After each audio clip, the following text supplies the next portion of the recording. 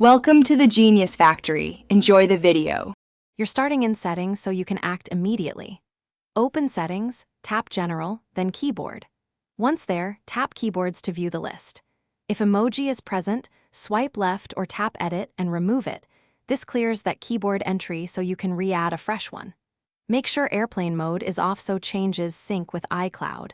Then proceed to re-add emoji by tapping Add New Keyboard and selecting Emoji. This removes corrupted entries and prepares a clean reinstall.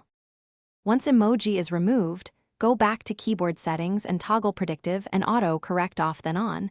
This refreshes suggestion behavior. Next, open Settings General Transfer or Reset iPhone Reset and choose Reset Keyboard Dictionary. This clears learn typos that can block emoji suggestions. Make sure you know your device passcode before proceeding. After resetting, restart your iPhone to let system services reinitialize. Restarting helps the keyboard daemon reindex. Now re-add the emoji keyboard from Add New Keyboard and confirm it appears in the list. Open Messages or Notes and switch to the globe icon to test emoji input and suggestion behavior. Enable predictive if you want emoji suggested while typing.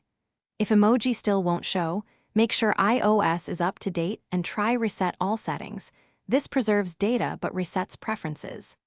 Troubleshooting tip. If problems persist after updates, back up and restore the device to clear deeper software corruption.